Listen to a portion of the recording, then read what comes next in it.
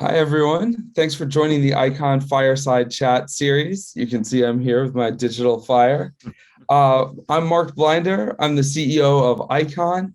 We build tools that make blockchain easy for businesses and individuals. Today, we're talking to Sean Lee, the CEO of the Algorand Foundation and one of the leading lights in the blockchain industry. Hello, thank you for having me. It's great to be here. Yeah, it's great to have you here in this warm and cozy fireplace. I love it.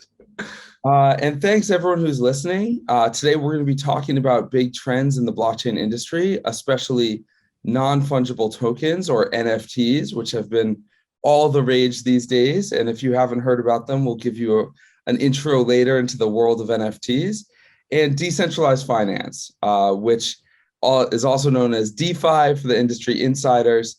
And again, for those who haven't heard about it, Sean's going to tell you all about this really cutting edge financial technology and how it maybe can make your life better and the lives of people all over the world. But to start with, obviously we're here with one of the leading lights in the Algorand ecosystem. And so we'd love to hear a little bit, Sean, about the work you do with the Algorand Foundation, as well as the Algorand blockchain for those who don't know. The Algorand blockchain, many of you may have known that it was started by Silvio Micali, a renowned computer scientist, a Turing Award winner. The mainnet of Algorand blockchain have started 2 years ago, 2 years and roughly 2 months now.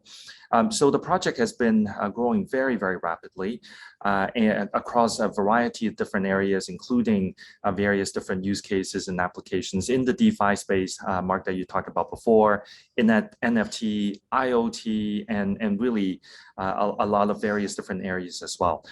Part of what we do here at the foundation, obviously we are the custodian of the open source technology. So what we really focused on driving towards is the adoption around the blockchain and also maximizing the contributions coming from the community, thereby them building on the capability on what it can provide, but at the same time, creating synergy around various different applications where they could be creating a whole new future, right, around financial services or any other industries as we know it today.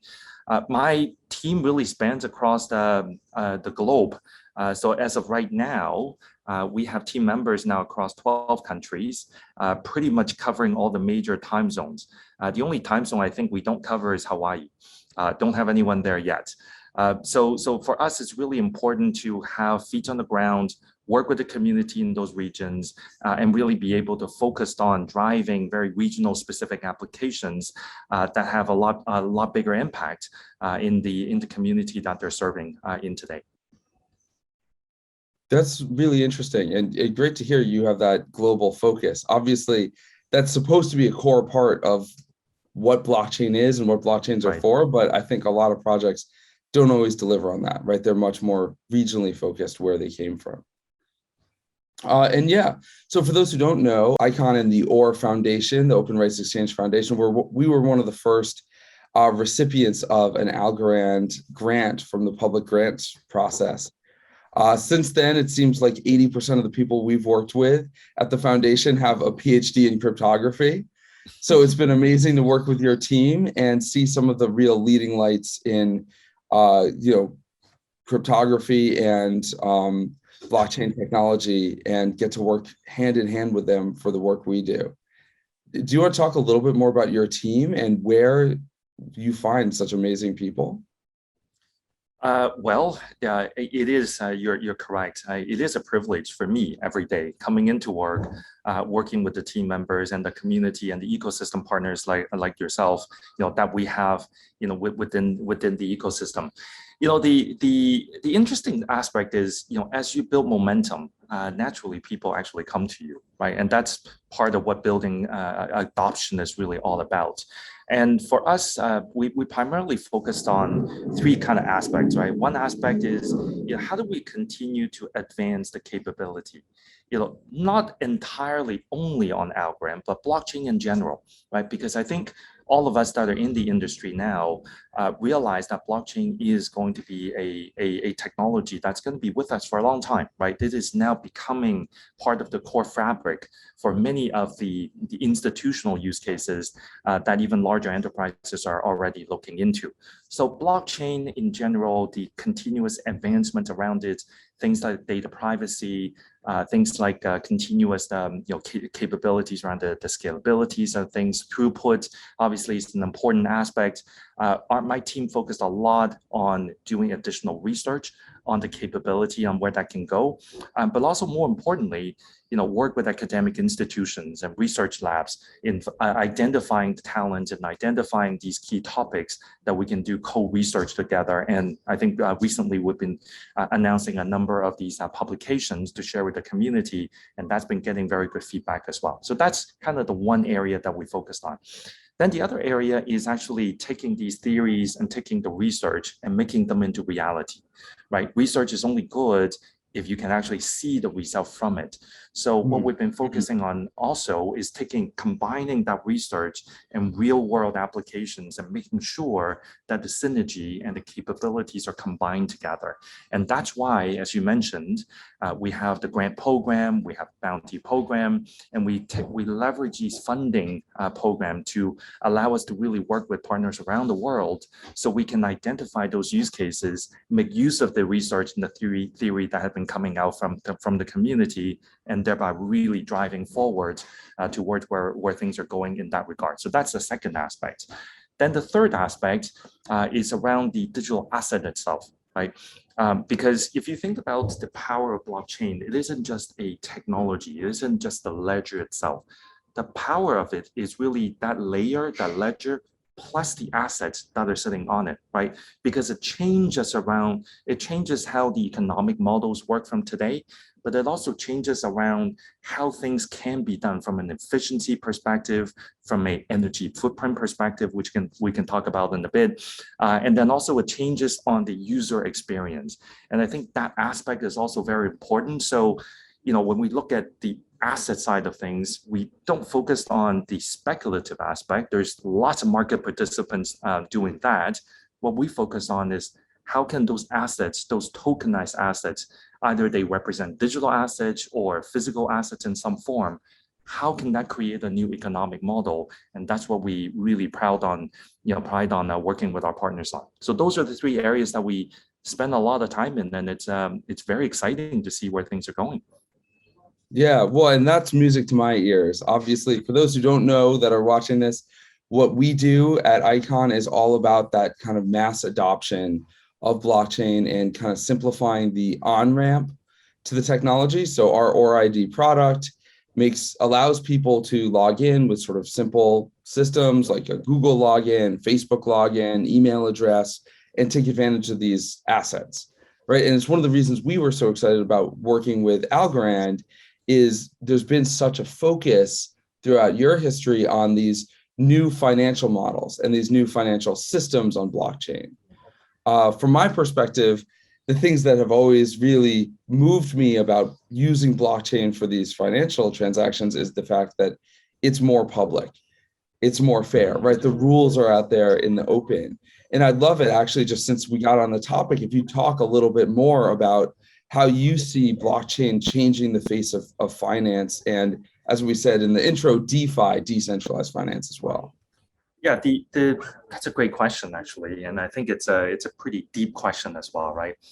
Adoption, as you and I both know, take time, and I think there's probably a reason why you haven't really seen too many larger institutions really adopt the whole blockchain technologies in this fullest form, right? The way that we're seeing a lot of DeFi applications are doing, and so on and so forth. So I think these newer applications that are coming into the markets are almost being treated as test grounds, right? They are the ones that are carving new grounds, paving the way for these adoptions and the notion of what these capability can bring to the world at large. They are now demonstrating where that's going to go, but that's going to take time. So I like to think that the two sides, right? The technological adoption and then also the adoption of digital assets in general in the market and creating hype and creating buzz around it. And also traditional industries now, traditional financial services companies also starting to build up digital asset portfolios. Both of these two things combined together will get us to that point. But it takes time and it takes applications to go from a smaller use cases that they may be today into the larger user base, and that's when the notification, whether it's from the larger enterprises or the governments or regulators, are going to come, and then it becomes second nature, right? After a while, no one really thinks about it anymore. And again, I've used this example previously in the past. If you think about cloud computing, no one really cares whether it's public cloud or private cloud or hybrid cloud, and no one asks those questions anymore. It's just public. It's just there, right? You use it, you are consuming those services. Blockchain isn't there yet. DeFi and all of these newer applications are not there yet, but in time, it will get to that point. But that's really where it takes companies like ours and companies like yours working together to make others kind of see the usability and see why the need for moving forward. Yeah, and I mean, I couldn't agree with you more there. It's always been my belief that the best way to drive mass adoption of the blockchain is actually in almost invisible ways, right? Where the company adopts it, and then all of a sudden under the hood, all these users are on the blockchain, and maybe they're learning during that process. But even if they aren't, they've kind of been moved en masse to this new technology. Just like the move from kind of corporate intranets to public internet, right? Yes. Like no one ever wants to go back once you've gone, but the end consumer didn't have to know about it while it was happening, right? They just have this better outcome 10 years down the road, I think. Exactly. Totally agree. So we've been working on Algorand for over a year now, and it's such a great platform. We've got customers on Algorand that are doing things like tokenized equity, tokenized gold, all sorts of kind of financial assets that are being exchanged on the chain. And, for us, one of the things we love about it are the predictable transaction fees and the really fast transaction times. Can you talk a little bit about Algorand technology for people who are maybe thinking about building a dApp or interested in adopting blockchain for the first time? Sure. I like to do it in kind of four simple manner, right? So if there are four things that you need to know about the Algorand blockchain, here's the four things, right? The first thing is the chain itself is carbon neutral, right? The energy footprint that are required to run the network itself it's neutral, right? So carbon neutral. Now, what that really means though is that when you're using the network to run various different transactions, it is not doing any harm to the environment, right? And that's obviously something that we all care about, right? Sustainability needs to be on top of everyone's mind. So that's the first thing.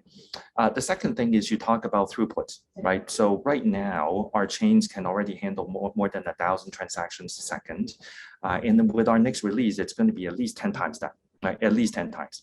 So if you think about the type of throughput that it's able to provide, plus something that's very important, which is a lot of chains talk about kind of very large TPS, but the settlement speed by itself is critical, right? You and I both know in financial services, you can process a payment, but if it doesn't settle on the other end and you still have to wait, in traditional sense, 1 day, 2 days or T+3 or whatever it is, that is not going to do the job.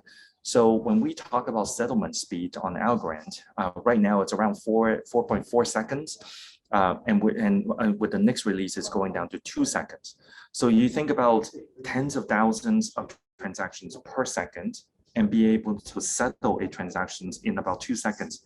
That is almost a similar type of throughput with some of the largest payment processors out there in the world. And that's the kind of the network that we're looking into building. So from a throughput perspective, we're very proud of that. Yeah, I wanted to talk about sustainability because I think one of the things that really interests me that is the way you talked about this very high transaction throughput and low environmental footprint. And the work we do on the OR network, right? Or a network is kind of a layer 1.5 solution. So you can't run a dApp on Or, you have to run your dApp on Algorand, right? Or some other chain. Mm-hmm. But we're doing some Mm-hmm. extra work on identity on this Mm-hmm. on this separate chain. Yeah. Same thing, high transaction speed, low environmental footprint. And I think people's mindset in the world is usually that, oh, it's going to slow things down if we do something that's better for the environment. But in reality, on the blockchain, it's the opposite, right? Like the green approach, the sustainable approach is faster. It clears faster, right? It settles faster and has better throughput. And so it's just so interesting to me, kind of that mind shift around like a bigger definition, I guess, of sustainability, right? Because you have this sustainability of big scale that you can handle, as well as the ecological sustainability. That's right. Yeah, I'd love to hear you talk a little more about that. Yeah, it is interesting that you mentioned that, right? If you think about kind of a layered approach, if the most bottom layer, the infrastructure layer, is the one that actually consumes more energy, then everything else above it just amplifies that. So it's quite important at the bottom layer to have the cleanest, the most efficient way in which the network is actually being run. Now, at the same time, though, you got to keep in mind, because we are talking about public blockchain, we are talking about decentralization, which is where a lot of the central theme of where blockchain is going. If that network is highly efficient, highly carbon neutral, but not decentralized, then it kind of defeats the whole purpose, right? You can run a database in a very efficient manner, right? You and I both know that. So in order to really fulfill the notion of what blockchain is really bringing, but at the same time have sustainability as core to its principles, then that architecture design needs to really put that into place. And that's what really Algorand has been designed from day one to do. That's why we're very proud of the fact that we're able to run in a carbon neutral way. And at the same time, we're working with our ecosystem partners to potentially become carbon negative, right? By ways of creating assets on there that are actually mapped into various different environmental components that can actually bring additional benefits to the sustainability side of things as well. So I think it's something that we're very proud of, but it's also something that I think the industry by and large are realizing the importance of it. And that's why, sometimes it bugs me, when you hear from mainstream media and they talk about, oh, blockchain is energy consuming. I'm like, well, Bitcoin is, yes. The mining chains are, but the proof of stake chains in general are doing pretty well. And then there are chains like ours, which is already proof of stake, but at the same time, highly decentralized. Well, that brings a whole different type of value that in time, we just need to educate media and the industry at large to really understand that better. Yeah, I couldn't agree more. I mean, I have yet to see a story about how the carbon footprint of Netflix is, right? 25% of internet traffic, right, is Netflix streaming.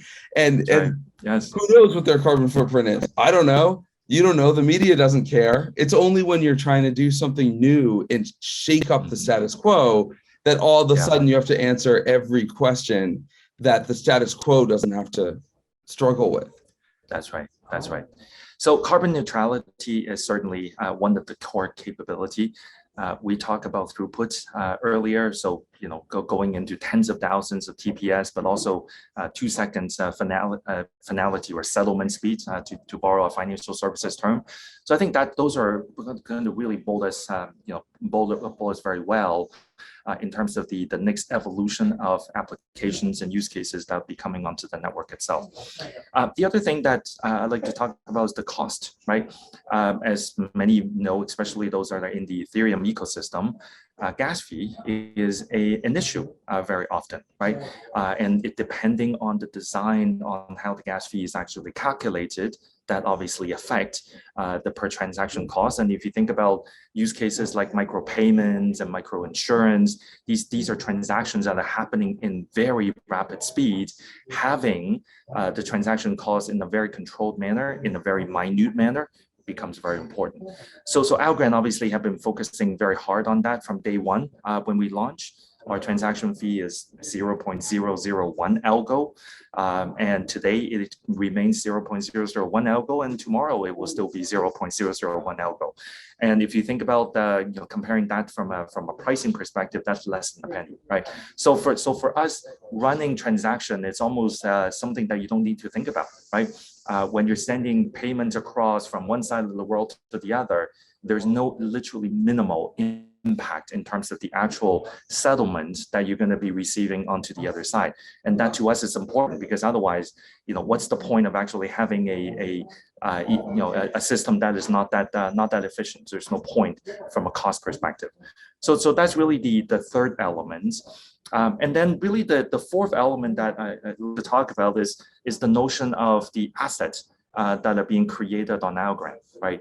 Algorand has a native token that's called the Algo that lives on layer 1. All of our tokens that are launched on Algorand also lives on layer 1. So that's a key difference between how we are architected towards many of the other chains. What that really means in very simple terms is that when we get an upgrade, when the whole network gets an upgrade, every asset that have been created on Algorand automatically gets the upgrade. If we go faster, they go faster, right? There is no additional layer 2 smart contract that needs to be created. Everything happens automatically and in synchronized manner. That, quite frankly, is also one of the reasons why so many stablecoin issuers have been very, very aggressively coming to Algorand. We now have obviously the US dollar, we have the British pound, we have euro, we have Canadian dollar, Brazilian real. I mean, we're like really starting to compile a very interesting foreign exchange list, right? Currency list. And that you talk about financial services and enabling the next generation of the transaction rail, that is going to create an infrastructure that I think a lot of these companies are going to be interested in using. Yeah, and obviously, from a business perspective, that's incredibly valuable, right? There's predictable transactions, low transaction fees. But something, as someone who runs a startup that's integrating with various blockchains, I have to tell you, if you're an engineer listening to this podcast, if you're a developer listening to this fireside chat, we have such an easier time building on a chain where the cost is predictable. 1 milli algo, every single transaction is 1 milli algo. When you build on most chains, there's this constant bidding, which means there's fails, there's retries, there's like all this error handling when you bid too low. There has to be all this prediction of like the right place to put the bid without wasting your customer's money. And so it's like this huge headache that just gets like picked up and thrown in the trash before you even start building. So yeah, as a developer, it is heaven. It is absolutely heaven. I mean, there's no perfect system.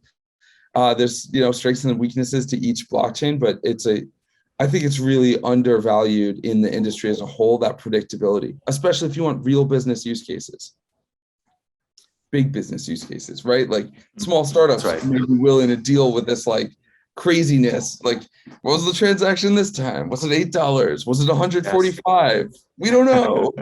That's right. Well, some people like the gamification aspect of it, but to us, if you want this to be mainstream, predictability has to be part of it, right? And mainstream only accepts something that is predictable. That's the world we live in. So we can create something entirely and say, hey, that's more interesting to be guessing, how much you're going to be paying for this transaction today and tomorrow. What's the point in that, right? That's never going to bring you mainstream. Yeah, well, and so speaking of gamification, let's talk about NFTs. And, again, as we said before, NFTs, non-fungible tokens, basically is a token that is different than other tokens. It's unique. It's a unique asset. It's a unique thing in the internet. And, you mentioned that Algorand's already doing a lot of work on NFTs. Lots of people on the internet, everything from celebrities to that's right. NBA basketball stars to video games are using them. Can you talk a little bit about what's going on with Algorand and NFTs? NFT, as you rightly pointed out, Mark, is exploding, right? There is discussion about it from everywhere, and including, again, many of the mainstream media are picking up on it now. Within the Algorand ecosystem, we very much are focusing on the kind of the creator side of things, right? Because if you think about it, NFT only has value if it can actually have that authenticity and the identity being proven around the asset itself, rather than just treating it purely as a token, which it is. But the notion of what it represents actually brings more value to it than otherwise. So if you think about some of the use cases that we've had on NFT within the Algorand ecosystem. One example of that is the project that we did with the Italian Collections and Copyright Agency, right? So that the company was founded in 1882. So this is not a startup, right? Government agency. And we helped them mint 4 million NFTs that represent the copyright information for over 100,000 users. So that's a real use case of taking something that is tangible, that has value, that has been proven, it's authenticated, it is now being created and kept in the form of an NFT that actually now have some value of it potentially to be used elsewhere as well. So that's one of the use case. Obviously, as far as I know, I don't think there's any other chain that has as many NFTs that actually represent real copyrighted information on chain than we have. So that's one example. The other one is a project that we're actually doing with one of our Latin America partners. And the founder himself is a cattle farmer. He's a very tech savvy cattle farmer. And he's now building a platform, an NFT platform to trace cows that belong in different farms and different ranges, so that they can actually follow the entire life cycle of the cow from the inception to potentially creating new cows and new NFTs, and then until the point when it may potentially go into the slaughterhouse and then becoming consumable meat going into the markets and so on. So that entire life cycle of everything that's happening with the animal itself is being tracked on the NFT, so that if you think about things like traceability, you talk about things like food safety, you talk about the supply chain aspect, all of those are now being represented into the NFT itself. And I think, to me, people like to talk about digital art as NFTs and so on and so forth. And there's certainly a lot of examples around that. And we certainly have people building that on Algorand as well. But the reality is NFT can represent many, many different things, right? The two examples that I just given you, they're not digital art, copyright information on one side, live animal on the other side, right? These are all very interesting aspects that can be brought into the NFT ecosystem. So when we work with our partners, we love these use cases because it really broadens this whole notion of what NFT can really represent and the power and the potential that it can bring. And to us, that's really kind of our mission. Our mission is really to think about these use cases, bring the partners in place, bring them from different parts of the world that have different regional issues that they're trying to solve, and see whether these new technologies and new paradigms can help them solve those issues.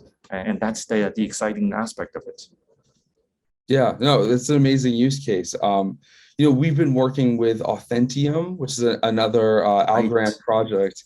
Yeah, doing supply chain, and that's like organic vegetables getting to the plates in restaurants, right? And consumers being able to see the whole journey, as you said, from like farm to table and every step in between, which obviously is critical for sustainability. So it's interesting to hear that you have projects like that all over the world.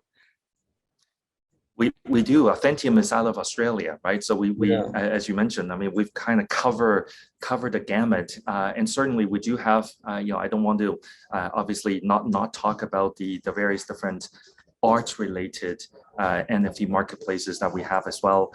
And part of our strategy within the Algorand ecosystem is actually go right to the creator, and thankfully, I have to kind of pat myself on the back a little bit. Our ecosystem head of ecosystem, Addie, whom you have met, Mark, she is an artist herself, right? So she actually brings along with her not only the knowledge around how to work in the art industry, but she also understands the technicality of taking these art and turning them into NFT and the whole entire model around it as well. So we've been leveraging her network and working with her fellow artists and looking into creating more art-related NFTs on Algorand and really trying to showcase the capability that the chain can provide. So there's obviously that whole aspect of it that more people are probably familiar with, but at the same time, like I said, the use cases are endless. I'm looking outside the window right now. That building by itself could be an NFT, right? You can have fractional ownership of that building. Think about the efficiency that it brings when you're having new owners coming in and existing owners coming out into that trust structure. In the traditional sense, that's a lot of legal work. If you're able to mint that as an NFT with the proper documentation and the smart contract behind it, that business process becomes just as easy as you would if you were to buying shares. Yeah, and it's so critical. I mean, I did that. You can probably hear from my accent. I'm American. I lived in San Francisco for many, many years in San Francisco, and the housing prices are infamously high there. And more than once, I've actually had fractional ownership in a house in San Francisco, which had to be done manually with friends. Very hard to stay on top of the math every month. And with blockchain, that stuff, like you said, that snap of the fingers, it's so easy. Yeah, for sure. So, it's so interesting that you're talking about these examples where these very old government agencies are starting to adopt blockchain for more efficiency. And you're working around the world, right? Not just in Italy. What are your views of the kind of global regulatory environment for blockchain these days? The regulatory environment, as probably we can all see, is fairly muddy at best at this moment. And that is not surprising, right? I think the governments around the world are starting to learn about what the technology is about, the capability, but also potentially some of the pitfalls. So they're naturally being very cautious, and they want to understand more before they actually act on it. And of course, at the same time, different governments have different views towards it. So I think first of all, let me say, regulation is healthy, right? If you were to ask me, why are there so many new rules, new policies coming out in the crypto space now? I think it's healthy. You know why I think it's healthy? When you're not being known, no one cares about you. When they now are focusing on you, that means you are becoming mainstream. So I think it's very healthy being a practitioner in this space, and regulation is the right thing to do, right? Because then you gradually weed out the highly speculative aspect that could potentially have that impact investor protection, and lean more towards the proper usage and the application use cases that we talked about before, and really pave the way for it to be part of the infrastructure moving for financial infrastructure moving forward. So regulation is healthy, but right now, as I said before, regulation is very muddy. You look at places like China, they banned crypto right out. They're actually pretty black and white, no crypto, right, in mainland China. But at the same time, if you look at other places, they are a bit more lenient, right? They allow some notion of it to be run. For example, our foundation is domiciled out of Singapore, so we obviously pay a lot of attention into the regulation in Singapore. Singapore does not see most tokens as securities or capital markets product, I should use their term, but many of them fall under this notion of a digital payment token, and that carries with it a whole different set of rules. Now, of course, then if you zoom back into the US, the notion of whether a token is a security, well, that's obviously the open debate. There are lots of policies and lots of proposals being put in front of Congress and the House and various different agencies to really think about how do they look at it and protect it and also regulate it moving forward. So it is a moving target. It is certainly something that unfortunately does not have enough clarity at the moment. But like I said, it is healthy that they're even talking about it, right? Because that will lead us into a place where there is more clarity, more collaboration around between regulators around the world, and that will make industry practitioners like ourselves to be able to act on it in a much safer and much more predictable manner. So I think it's a good thing for sure. Yeah, I agree with everything you said there.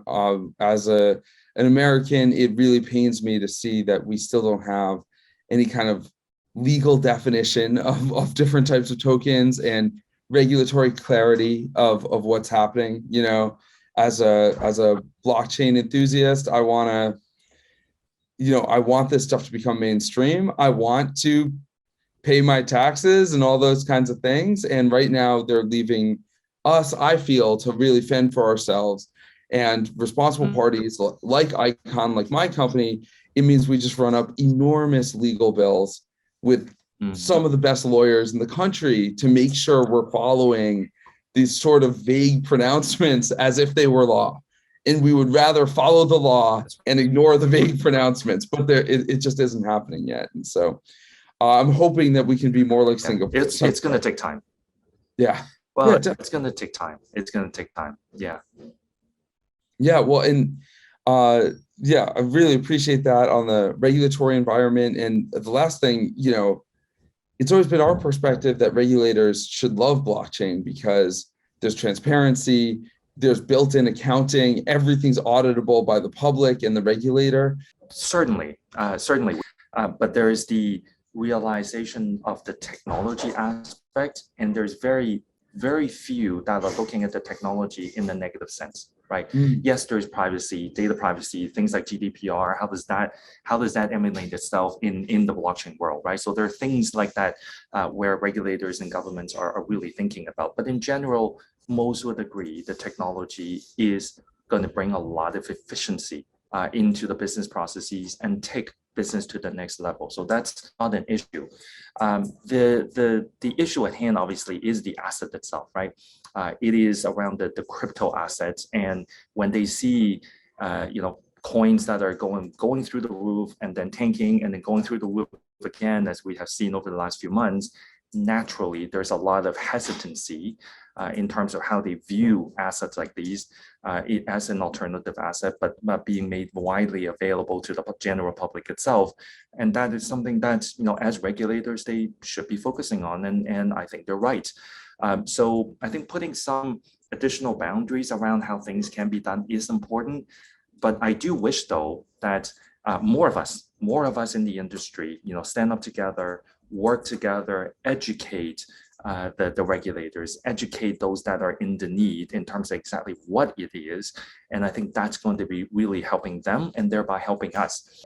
So, when we talk to the regulators, and as you can see from some of the recent announcements, I think many of them are looking at layer one protocols like ours, decentralized exchanges, centralized exchanges, market makers, and they kind of lump them all together, right?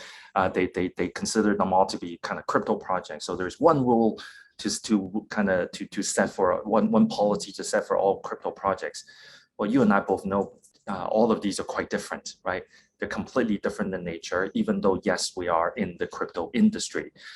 So I think the level of education that us as practitioners need to share with the regulators is important so that they do understand the difference. They do see there are different policies and that should be applied to different projects.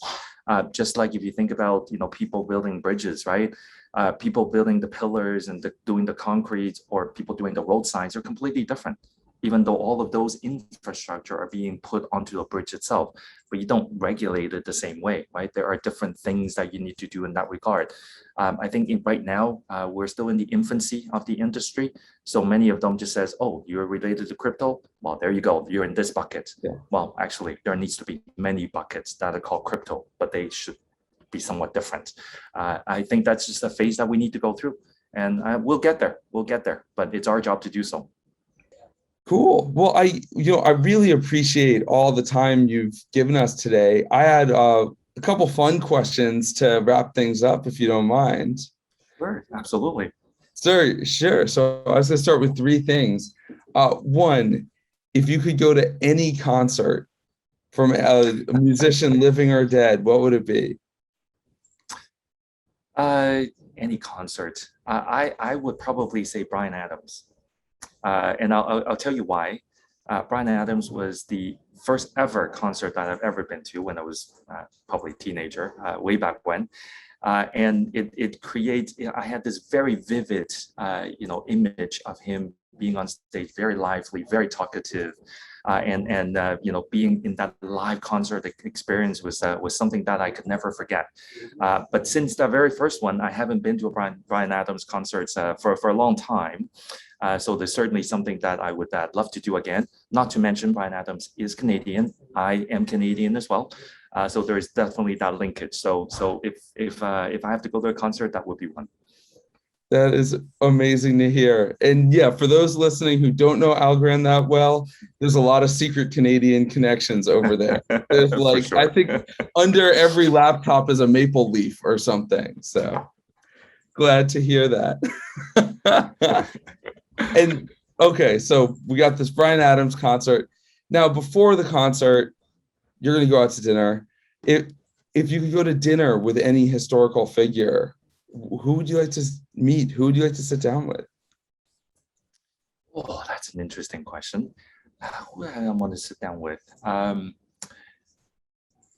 would, I would want to sit down with any of the past 2 or 3 head of central bank in the US, trying to understand the plan that they have planned out back then when they were running the central bank in terms of monetary policy.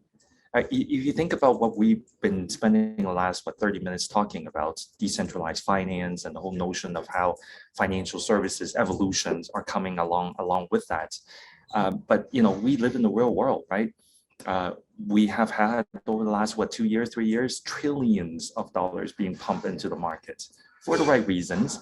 I'd love to talk to them and hear them and understand kind of their monetary policies and how they would have imagined things would be going over the next 10, 20 years, in how money are being utilized, money are being created, seemingly out of the blue, right? So how does that work in the world of finance and in the world of economics? So I think that would be an interesting conversation, and I really don't care which one it is. Probably the last 2 or 3 would be the most critical as far as I'm concerned.